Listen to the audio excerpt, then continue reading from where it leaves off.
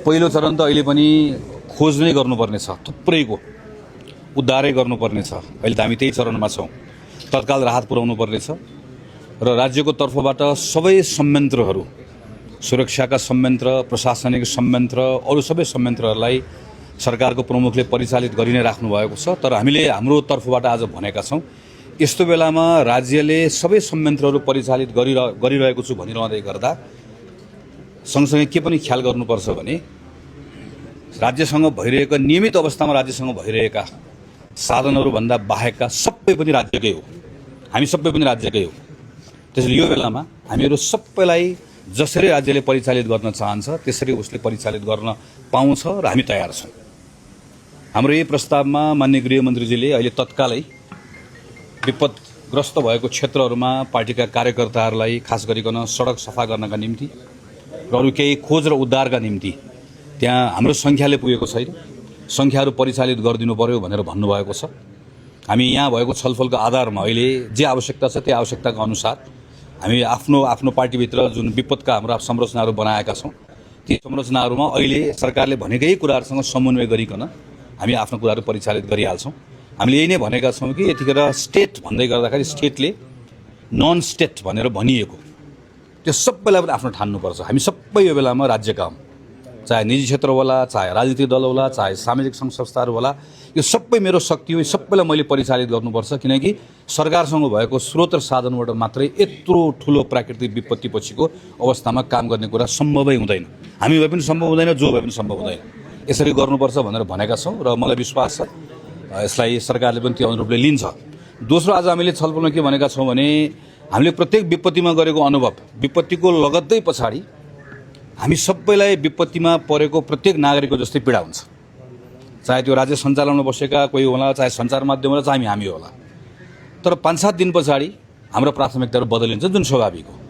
त्यसपछि त्यो विपत्तिको मारमा परेको मान्छे त्यो एक्लैले त्यो मार खेपिराख्नुपर्छ। अहिले जाजरकोटको भूकम्प सम्झ्यो भने हामीले अहिले जाजरकोटको भूकम्पबाट त्यतिखेर त्यो बेलामा रातारात सबै घरहरू बन्छन् भनेको जस्तो भएको थियो। तर अहिलेसम्म पनि त्यहाँको कैयन घरहरू बनेको छैन।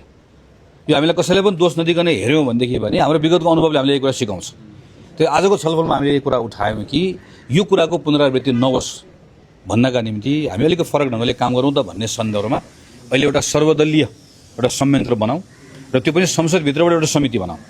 संसदभित्रबाट बनाएको यो समिति अहिले तुरुन्त अहिलेको चरणमा मात्रै काम गर्दैन, यसले त यो लगातार यो त अरू वर्षौँ लाग्छ। खरबौँको क्षति भएको छ, कति क्षति भएको अनुमान गर्न सक्ने अवस्था छैन।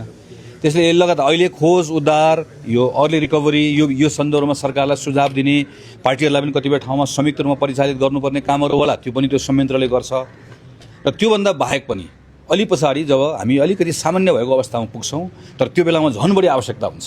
त्यो बेलामा विपदको मारमा परेका नागरिकहरूको पक्षमा झन् बोलिदिनु पर्ने हुन्छ। त्यो बेलामा चाहिँ यो संयन्त्रले लगातार सरकारमाथि चाहिँ अनुगमन पनि गरोस्, सरकारलाई कतिपय ठाउँमा सुझाव पनि दियोस्, ग्यापहरू पनि बताओस् र यसमा पनि कुनै प्रतिस्पर्धा नगरिकन एकै ठाउँमा आएर गरौँ भनेर हामीले आजको एउटा छलफल गरेर पनि निर्णय गरेका छौँ।